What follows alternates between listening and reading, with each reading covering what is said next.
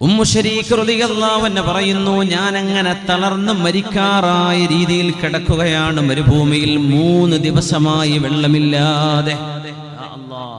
ഈ ഡിസംബർ കാലാവസ്ഥയിൽ 3 ദിവസം വെള്ളം കുടിക്കാൻ നമ്മളെക്കൊണ്ട് ജീവിക്കാൻ പറ്റുമോ? ഒരു മരുഭൂമിയിൽ ഒരു പാവം പെണ്ണ്, ഒരു മഹദി സ്വഹാബിയത്ത് റളിയല്ലാഹു അൻഹ. ആ കിടന്ന കിടത്തത്തിൽ ഞാൻ ചോദിക്കുന്നുണ്ട്, അല്ലാഹുവേ, യാ മൻ യുജീബുൽ മുൽതറ ഇദാ ദആ. ഒരിക്കലും ഒരു വാതിലുമില്ലാതെ, ഒരു രക്ഷയുടെ സൂചനയോ വാതിലോ ഒന്നും കാണാതെ കിടക്കുന്ന ഒരു മനുഷ്യന്റെ മുമ്പിൽ റഹ്മത്തിന്റെ വാതായനങ്ങൾ തുറക്കാൻ കഴിയുന്ന ഒരേ ഒരുത്തനെ അല്ലാഹുവേ, എന്നെ ഒന്ന് സഹായിക്കണം. നോക്കുമ്പോ നെഞ്ചത്തൊരു നനവ്, കണ്ണു തുറന്നു, ഒരു ബക്കറ്റിൽ വെള്ളം. അപ്പൊ നേരെ എഴുന്നേറ്റിരുന്നു, കിട്ടിയ ഊർജം കൊണ്ട് കുടിച്ചു. ഞാൻ വെള്ളം തന്നെയാണ് റബ്ബേ കുടിക്കുന്നത്. വീണ്ടും കുടിച്ചു. പിന്നെ ഞാനൊന്ന് കണ്ണു ചുമ്മി, പിന്നെ അത് കാണുന്നില്ല. ഞാൻ വീണ്ടും അവിടെ കിടന്നു. ദാഹം തീർന്നില്ല. മരിച്ചു ജീവിച്ചു എന്നൊരവസ്ഥയിൽ കിടക്കുന്ന എന്റെ മുമ്പിലേക്ക് വീണ്ടും അതാ ആകാശഭൂമികൾക്കിടയിൽ നിന്ന് ഇറങ്ങി വരുന്ന പോലെ ഒരു വെള്ളത്തിന്റെ ഒരു കപ്പ് ഇങ്ങനെ ഇറങ്ങി വരുന്നുണ്ട്. ആ വെള്ളം ഞാൻ എന്റെ മുമ്പിൽ, എന്റെ നെഞ്ചിന്റെ അടികത്തേക്ക് വന്നു. ഞാൻ ശരിക്കും ഒന്ന് പൊത്തിപ്പിടിച്ചു കുടിച്ചു. എന്റെ തലയിലേക്ക് വെള്ളം ഒഴിച്ചു. കാരണം ദിവസങ്ങളായി വെള്ളം കുടിച്ചിട്ട് ഞാൻ ആകമാനം ആ വെള്ളമങ്ങ് ശരീരത്തിൽ മുഴുവൻ ഒഴിച്ചു. കുറച്ച് വെള്ളം എന്റെ പരിസരത്ത് കിടക്കുന്നുണ്ട്. അല്ലാഹുവേ, നീ എന്നെ സഹായിച്ചു റബ്ബേ എന്ന് മഹദിയായ റളിയല്ലാഹു അൻഹ അല്ലാഹുവിനോട് ശുക്ർ പറഞ്ഞു തീരും മുമ്പ് ക്രൂരന്മാരായ തന്റെ കൂടെയുള്ള ഭർത്താവിന്റെ ബന്ധുക്കൾ അവരവർ ഉറങ്ങിക്കിടക്കുന്നിടത്ത് നിന്ന് ഓടി വന്നു. ഉമ്മു ശരീക്ക് റളിയല്ലാഹു അൻഹയുടെ ചുറ്റും വെള്ളത്തിന്റെ അടയാളമുണ്ട്. അവര് പറഞ്ഞു, യാ അദുവ, യാ അദുവ, ശത്രുവായവളെ, നീ ഞങ്ങളുടെ വെള്ളമെടുത്ത് കുടിച്ചല്ലേ. ഞങ്ങൾ ഉറങ്ങിയപ്പോ ഞങ്ങളുടെ വെള്ളത്തിന്റെ ബാഗ് എടുത്തിട്ട് നീ അഴിച്ചെടുത്ത് കുടിച്ചോ. അന്ന് വെള്ളം ഒരു തോലിന്റെ ബാഗിലാ വെക്കുക. അതുകൊണ്ട് ആ വെള്ളത്തിനന്ന് കറുപ്പ് എന്ന് പറയാം. വമാ യുഈശുകുമാ ഇല്ലൽ അസ്വദാൻ. 2 കറുപ്പ് സാധനങ്ങളാണ് ഞങ്ങൾ ജീവിക്കാനെന്ന് ഉപയോഗിച്ചത്. ഒന്ന് കാരക്കയും ഒന്ന് വെള്ളവും. വെള്ളത്തിന് കറുപ്പ് എന്ന് പറഞ്ഞതിന്റെ കണ്ടെയ്നർ കറുത്തതാണ്. വെള്ളം എടുത്തു വെക്കുന്ന പാത്രത്തിന് കറുപ്പ് നിറമാണ്. അപ്പോ അതിന്റെ അടിസ്ഥാനത്തിലാണ് വെള്ളത്തിന് കറുപ്പ് എന്ന് അങ്ങനെ ഒരു പ്രയോഗമുണ്ട്. ഇരിക്കട്ടെ, തഗ്ലീബൻ ഇരിക്കട്ടെ. മഹദി റളിയല്ലാഹു തആല അൻഹ പറഞ്ഞു, ഞാൻ നിങ്ങളുടെ വെള്ളമൊന്നും എടുത്തിട്ടില്ല. ഞങ്ങളുടെ വെള്ളം എടുത്ത് പിന്നെ എവിടുന്ന് വെള്ളം? അൻസലഹുല്ലാഹ്, ഇത് അല്ലാഹു ഇറക്കി തന്നതാണ്. 2 ആളും ഓടി ഒട്ടകത്തിന്റെ അടുത്തേക്ക്. ലഗേജുകൾ നോക്കുമ്പോ വെള്ളപാത്രത്തിന്റെ മൂടി അങ്ങനെ തന്നെയുണ്ട്, തുറന്നിട്ടില്ല. അതിൽ വെള്ളമുണ്ട്. അതിലവര് പേടിച്ചു. എന്തോ അത്ഭുതം സംഭവിച്ചിട്ടുണ്ട്. മഹദിയുടെ മുമ്പിലേക്ക് ഓടി വന്നു. അവര് പറഞ്ഞു, നഷ്ഹദു ബി അന്ന റബ്ബക ഹുവ റബ്ബുനാ വ ഇന്നല്ലദീ റസഖക ഫീ ഹാദൽ മൗളൂഇ ഹുവ റബ്ബുനാ വ റബ്ബുക. ഞങ്ങൾ അല്ലാഹുവിനെ സാക്ഷി നിർത്തി പറയട്ടെ, ഞങ്ങൾ ഏതൊരുത്തനെയാണോ റബ്ബെന്ന് പറഞ്ഞിരുന്നത് അത് പറയപ്പെടാൻ ഏറ്റവും അർഹനായവൻ നിനക്കാരാണോ ഉമ്മു ശരീക്കെ വെള്ളത്തിന്റെ പാത്രം മരുഭൂമിയിൽ കിടക്കുന്ന നിന്റെ മുന്നിലേക്ക് ഇറക്കി തന്നത്. അതുകൊണ്ട് ഞങ്ങൾ മുസ്ലിമാവുകയാണ്, ഞങ്ങൾ മുസ്ലിമാവുകയാണ്. നഷ്ഹദു അല്ലാ ഇലാഹ ഇല്ലല്ലാഹ് വനഷ്ഹദു അന്ന മുഹമ്മദർ റസൂലുള്ളാഹ്. തന്റെ കൂടെയുള്ള മുഴുവൻ ആളുകളും മരുഭൂമിയുടെ നടുവിൽ വെച്ച് മുസ്ലിമാവാൻ കാരണമായി ആ കൊല്ലാൻ കൊണ്ടുവന്ന ആളുകൾ മഹദി റളിയല്ലാഹു അൻഹയെ കൈപിടിച്ച് അല്ലാഹുവിന്റെ റസൂലിനെ ഏൽപ്പിക്കുകയും ഈ കൊണ്ടുവന്ന മുഴുവൻ ആളുകളും ഹബീബിന്റെ മുഹാജിറുകളായി മദീനയിൽ ചേരുകയുമാണ് ഉണ്ടായത്. ഒരു പ്രതിസന്ധിയിൽ അല്ലാഹു നൽകുന്ന കൈത്താങ്ങാണത്. ബിലാൽ ഇബ്നു റബാഹ് റളിയല്ലാഹു അൻഹു കഠിനമായ പ്രയാസങ്ങൾ അനുഭവിച്ചിട്ടുണ്ടെന്ന് മദ്രസയിൽ തന്നെ നമ്മൾ പഠിക്കാറുണ്ട്. ബിലാൽ തങ്ങളുടെ ദേഹത്ത് കല്ലാണ് കയറ്റി വെച്ചിരുന്നത്. എന്നിട്ടും പറയും അഹദ് അഹദ് അഹദ്, അവൻ ഒരുത്തനാണ്, അവൻ ഒരുവനാണ്, അവൻ ഒരുവനാണ്. ഇതല്ലേ മുസ്ലിം? അല്ലാഹു ഏകനാണ്. 2 പ്രസിഡന്റ് രാജ്യത്തിനുണ്ടാവൂല, 2 കിങ്സ്, 2 രാജാക്കന്മാർ ഒരു നാടിനുണ്ടാവില്ല. ഒരു നാട് ഒന്നേ ഉണ്ട്. ഈ പ്രപഞ്ചത്തിൽ ഒരു പടച്ചവനേ ഉള്ളൂ. വളരെ സിമ്പിൾ, വളരെ ഈസി, ശരിക്കും മനസ്സിലാക്കാൻ പറ്റുന്ന ഒരു യാഥാർത്ഥ്യം. ബിലാൽ ഇബ്നു റബാഹ് തങ്ങളോട് ചോദിച്ചു, ബിലാലേ കൈഫ തഹമ്മൽത കുല്ല ഹാദൽ അദാബ്, ഇത്രയും വലിയ പരീക്ഷണങ്ങൾ ബിലാലേ നിങ്ങൾക്ക് എങ്ങനെ സഹിക്കാൻ കഴിഞ്ഞു? കണ്ടല്ലോ, എങ്ങനെ സഹിക്കാൻ കഴിഞ്ഞു? എങ്ങനെ നിങ്ങൾ ഇതൊക്കെ സഹിച്ചത്? എങ്ങനെ സഹിച്ചു ബിലാലെ? മഹാനവറുകൾ കൊടുത്തൊരു മറുപടിയുണ്ട്, മുഅ്മിനേ, മുസിജത് ഹലാവത്തുൽ ഈമാൻ ബിമറാറത്തിൽ അദാബ്, ഈമാനിന്റെ മധുരം ശിക്ഷയുടെ കയ്പുമായി കൂടിക്കലർത്തിയപ്പോൾ ആ കയ്പിനേക്കാൾ കൂടുതൽ മധുരമായിരുന്നു ഫതഗത് ഹലാവത്തുൽ ഈമാൻ, ഈമാനിന്റെ മധുരം ശിക്ഷയുടെ വേദനയേക്കാൾ മുന്നിൽ നിന്നു. അങ്ങനെ ശിക്ഷയുടെ കയ്പിനേക്കാളും ഈമാനിന്റെ മധുരമാണ് ഞാൻ അനുഭവിച്ചത്. അതുകൊണ്ട് എനിക്കത് പ്രശ്നമല്ല. സുബ്ഹാനല്ലാഹ്, കയ്പുള്ള ഒരു സാധനം പഞ്ചസാര ചേർത്ത് തിന്നുമ്പോൾ സുഖാണല്ലോ. അദാബിന്റെ കയ്പ് ഈമാനിന്റെ മധുരവുമായി ഞാനങ്ങ് കുഴച്ചു. അപ്പൊ എനിക്കത് സഹിക്കാൻ പറ്റിയില്ല. ഇതൊരു വല്ലാത്ത വാക്കാണ് മുഅ്മിനെ. എന്താണ് ഈ പറയുന്നത്? നമുക്കൊക്കെ ബിലാൽ ഇബ്നു റബാഹ് റളിയല്ലാഹു അൻഹുവിന്റെ 4 അയലത്ത് നിൽക്കാൻ പറ്റുമോ? എന്താ നമ്മളൊന്ന് ചിന്തിക്കും, നമ്മുടെ ഈമാൻ എന്താണ്? അനസ് ഇബ്നു മാലിക് റളിയല്ലാഹു അൻഹു, ഹബീബിന്റെ സ്വഹാബി, അല്ലാഹുവിന്റെ റസൂലിന്റെ ഒരു ഹദീസ് നമുക്ക് പറഞ്ഞു തരുന്നു. സ്വഹീഹുൽ ബുഖാരിയിലും മുസ്ലിമിലുമുള്ള സ്വഹീഹൈനിലുള്ള ഹദീസ്, സലാസുൻ മൻ കുന്ന ഫീഹി വജദ ബിഹിന്ന ഹലാവത്തുൽ ഈമാൻ, ഈമാന്റെ മധുരം ശിക്ഷയുടെ കയ്പിനേക്കാൾ മുന്തി നിന്നു. അപ്പൊ എനിക്ക് സഹിക്കാൻ പറ്റിയെന്ന്. എങ്ങനെ ഈമാനിന്റെ മധുരം ഉണ്ടാവുക? അതിനൊരു മധുരം ഉണ്ടല്ലോ. ആ മധുരം എങ്ങനെ കിട്ടും? എനിക്കും നിങ്ങൾക്കും ആ മധുരം കിട്ടുന്നുണ്ടോ? 3 കാര്യങ്ങളുണ്ടെങ്കിൽ അവർക്ക് ഈമാനിന്റെ മധുരം അറിയാൻ കഴിയുമെന്ന് അഷ്റഫുൽ ഖൽഖ് റസൂലുള്ളാഹി സ്വല്ലല്ലാഹു അലൈഹി വസല്ലം. 1, അയ്യകൂനല്ലാഹു വറസൂലുഹു അഹബ്ബ ഇലൈഹി മിമ്മാ സിവാഹുമാ, ഈ ലോകത്ത് ഒരാൾ ഏറ്റവും കൂടുതൽ സ്നേഹിക്കുന്നത് അല്ലാഹുവിനെയും അവന്റെ റസൂലിനെയും ആയിരുന്നാൽ ഈമാന്റെ മധുരം അറിയും. സുബഹിക്ക് എഴുന്നേക്കാൻ പറ്റാത്ത ആളും സുബഹി വരെ കാമുകിയോട് വാട്സപ്പിൽ ചാറ്റിങ്ങിലാണ്. അതിനർത്ഥം അള്ളാഹിനെക്കാളൊക്കെ വലിയ സ്നേഹം അവൻ അവളോടാണ്. അതുകൊണ്ടല്ലേ അവൻ ഉറപ്പൊഴിക്കുന്നത്. അതിന്റെ എത്ര കുറച്ച് അധ്വാനം മതി സുബഹിക്ക് എഴുന്നേൽക്കാൻ? ആലോചിച്ച് നോക്കി. സിനിമ കണ്ടങ്ങനെ കിടക്കുന്ന ആളുകൾ നമ്മുടെ ഒരു അറബ് നാടിന്റെ പേരും സ്ഥലമൊന്നും പറയുന്നില്ല, നൂറ എന്ന് പറയുന്നൊരു പെൺകുട്ടി 20 വയസ്സിൽ ക്യാൻസർ പിടിപെട്ട് മരിക്കുകയാണ്. അവളുടെ അവർ ട്വിൻസാണ്. തന്റെ കൂടെയുള്ള ഒരേ വയസ്സുള്ള ഇരട്ടകളാണ് 2 പേരും, നൂറയും ഹാലയും.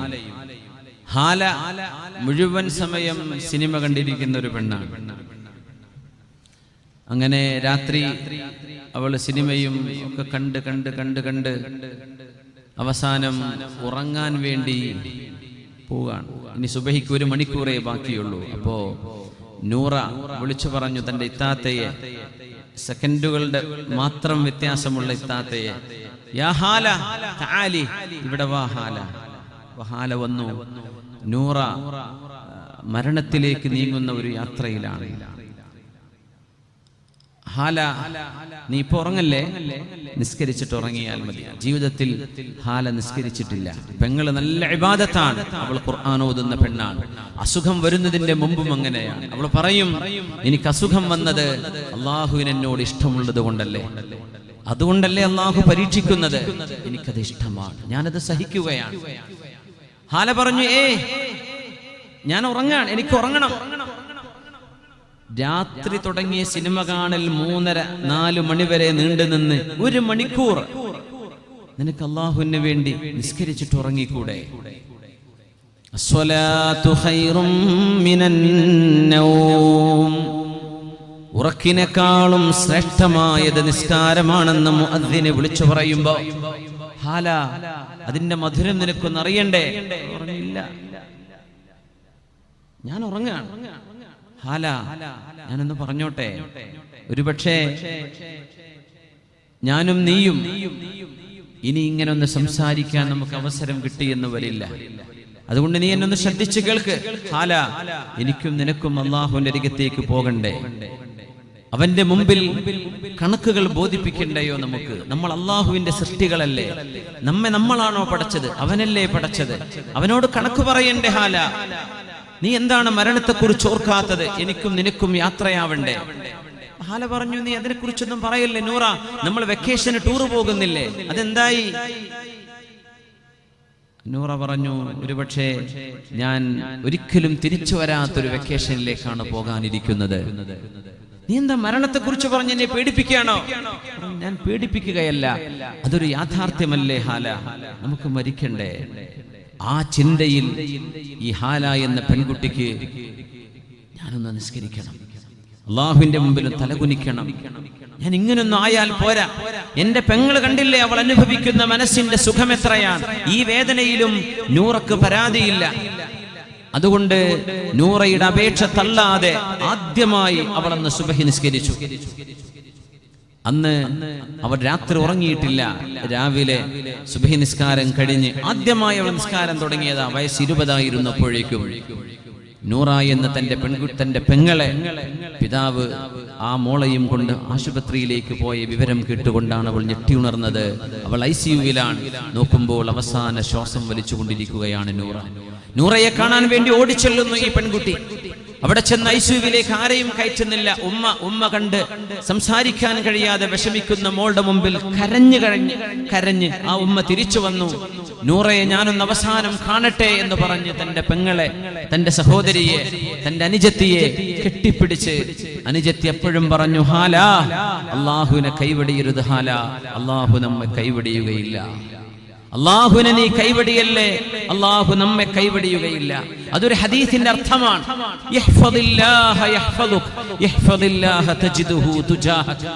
മഹാനായ ഇബ്നു അബ്ബാസ് റളിയല്ലാഹു തആല അൻഹുമയോട് മുത്തനബി തങ്ങൾ പറഞ്ഞ വാക്കാണത്. സ്വഹീഹ് മുസ്ലിമിൽ ഹദീസ്, യഹ്ഫദില്ലാഹ യഹ്ഫദുക് യാ ഗുലാം, മോനെ, ഇന്നി ഉഅല്ലിമുക കലിമാത്ത്, beware of Allah, Allah will protect you. നീ അല്ലാഹുവിനെ കുറിച്ച് ബോധത്തിൽ ജീവിക്കണം, അല്ലാഹു നിന്നെ സംരക്ഷിക്കും. Be conscious of Allah. തജിദുഹു തുജാഹക്, you can find him right in front of you. അല്ലാഹുവിനെ നിന്റെ കൺമുമ്പിൽ നിനക്ക് കാണാൻ കഴിയും. ആ വചനമാണ് മരണത്തിലേക്ക് നീങ്ങുന്ന നൂറ എന്ന പെൺകുട്ടി അവസാനം തന്റെ സഹോദരിയോട് പറയുന്നത്. ആ ഒരു സംഭാഷണം കഴിഞ്ഞതിൽ പിന്നെ ജീവിതത്തിന്റെ നന്മയിലേക്ക് തിരിച്ചു വന്നൊരനുഭവം ഈ 2 പെൺകുട്ടികളുടെ ജീവിതത്തിൽ നമുക്ക് കാണാൻ കഴിയും. ഒരാൾ ഒരു പരീക്ഷണത്തിലാണ്, മറ്റൊരാൾ എല്ലാ സുഖത്തിലുമാണ്. നമുക്ക് പറയാൻ കഴിയുമോ പരീക്ഷിക്കപ്പെടുന്ന മുഴുവൻ ആളുകളും അല്ലാഹ് ഇഷ്ടപ്പെടാത്തവരാണെന്നാണോ? അല്ല. ഇന്ന അശദ്ദന്നാസി ബലാഅനിൽ അംബിയാ, ഏറ്റവും വലിയ പരീക്ഷണങ്ങൾ അനുഭവിച്ചത് പ്രവാചകന്മാരാണ്. നമ്മളൊന്നും അനുഭവിച്ചിട്ടില്ല. അതുകൊണ്ട് ഈമാനിന്റെ മധുരമറിയണമെങ്കിൽ അയ്യകൂനല്ലാഹു വറസൂലുഹു അഹബ്ബ ഇലൈഹി മിമ്മാ സിവാഹുമാ. ഹുബ്ബ്, പ്രേമം, ഇതെല്ലാവർക്കും ഉണ്ടാവും. അത് 10ാം ക്ലാസ് മുതൽ തുടങ്ങുന്ന ഒരു അസുഖമാണത്. അത് അള്ളാഹുവിനും റസൂലിനും വേണ്ടി കൊടുക്കുക. കല്യാണം കഴിഞ്ഞ ഭാര്യയ്ക്ക് കൊടുക്കുക, ഉമ്മാക്കും ഉപ്പാക്കും കൊടുക്കുക, പിന്നെ സജ്ജനങ്ങൾക്ക്, സ്വാലിഹീങ്ങൾക്ക്. മനസ്സിൽ അല്ലാഹു ആവണം നമ്മുടെ ചിന്തയുടെ ആകത്തുക. നന്മയെ സ്നേഹിക്കുക. വെറുതെ മനുഷ്യ കോലത്തെയല്ല സ്നേഹിക്കേണ്ടത്. നിങ്ങളുടെ ശരീരം കണ്ട് സ്നേഹിക്കുന്ന ഒരാൾ നിങ്ങളിലേറെ ഭംഗിയുള്ള ഒരു ശരീരം കണ്ടാൽ അയാൾ അവളിലേക്ക് പോകും. അതും അടുത്താൽ വേറൊരാളിലേക്ക് പോകും. അപ്പോഴേക്കും നിങ്ങൾ പറയും, എന്റെ അഭിമാനം ചതിച്ചുകൊണ്ടവൻ ചതിച്ചല്ലേ. മനുഷ്യൻ ചതിക്കും, പിശാച് മനുഷ്യനെ ചതിക്കുകയാണ്. ഒരു പുരുഷൻ വിചാരിക്കും എന്റെ ജീവിതത്തിന്റെ എല്ലാം അവളാണ്. പിന്നെ തോന്നുമല്ലേ അതൊന്നുമല്ലല്ലോ. അടുത്തത് മറ്റൊന്ന്, ഇങ്ങനെ ജീവിതയാത്രയിൽ തിന്മയിൽ നിന്ന് തിന്മയിലേക്ക് മനുഷ്യൻ ഓടുകയാണ്. എങ്ങനെ അല്ലാഹു നമ്മളെ സംരക്ഷിക്കും മുഅ്മിനേ? 3 വിഷയങ്ങൾ ഈമാനിന്റെ മധുരം നൽകുന്നു.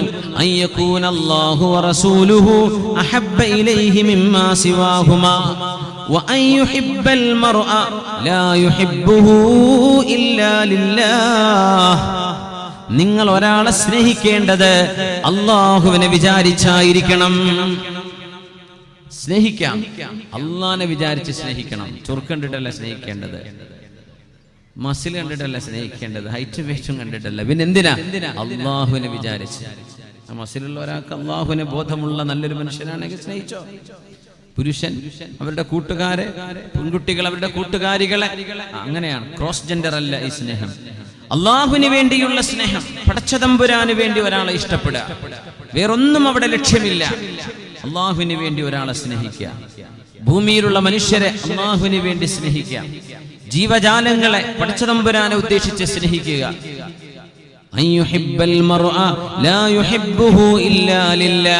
ഒരാളെ അള്ളാഹുവിനെ ഉദ്ദേശിച്ചുകൊണ്ട് മാത്രം സ്നേഹിക്കുക. അയാൾ അള്ളാഹുവിന്റെ വഴിയിൽ നിന്ന് പിന്മാറിയാൽ നിങ്ങളുടെ സ്നേഹം നിങ്ങൾ പിൻവലിക്കുന്നു. അങ്ങനെ സ്നേഹിക്കാൻ പറ്റുമോ? ഈമാനിന്റെ മധുരമറിയാം. നിസ്കാരത്തിനൊക്കെ രസമുണ്ടാകും കൂട്ടുകാർ സ്വാലിഹീങ്ങളാണെങ്കിൽ. കൂട്ടുകാർ കള്ളുടിയന്മാരാണെങ്കിൽ എന്താ അവസ്ഥ? മൂന്നാമത് പറഞ്ഞു,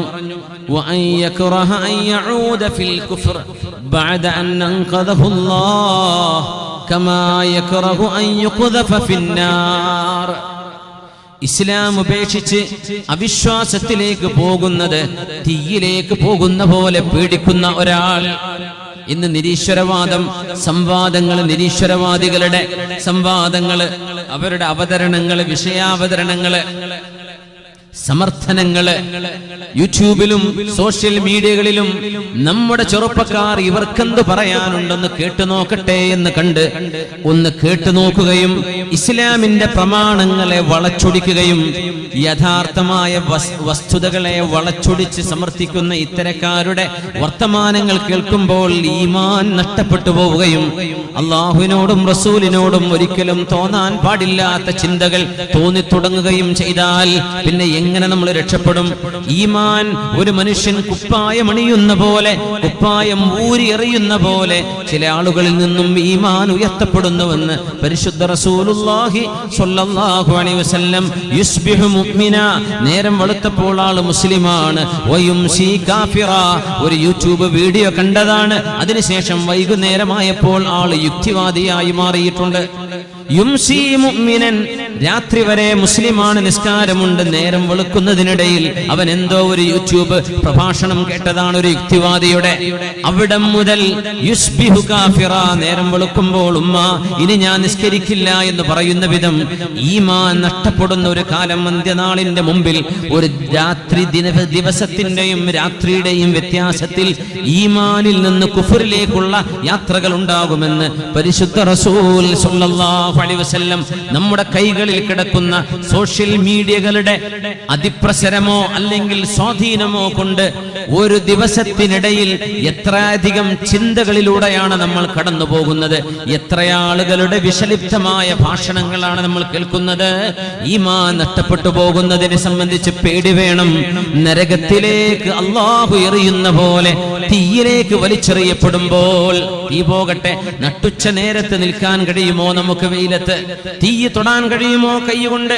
തീയിലേക്ക്, നരകത്തിന്റെ തീയ് ഇതിനേക്കാളും 70 ഇരട്ടി അല്ലാഹു റബ്ബുൽ ഇസ്സത്ത് അതിശക്തമായ ചൂടുകൊണ്ടുണ്ടാക്കിയ നരകത്തിലേക്ക് എറിയപ്പെടുന്നത് എങ്ങനെ നിങ്ങൾ പേടിക്കുന്നുവോ അതുപോലെ യുക്തിവാദത്തിലേക്കോ യുക്തിരാഹിത്യത്തിലേക്കോ മതനിരാസത്തിലേക്കോ പോകുന്നത് പേടിക്കുന്ന ഒരു മനസ്സുള്ള ആളുകൾക്ക് ഈമാനിന്റെ മധുരമറിയാൻ കഴിയും.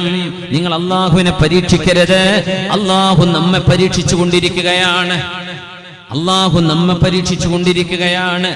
നമ്മളാരും ഒരു മുസ്ലിം ഇല്ലെങ്കിലും അള്ളാഹു ഗനിയാണ്.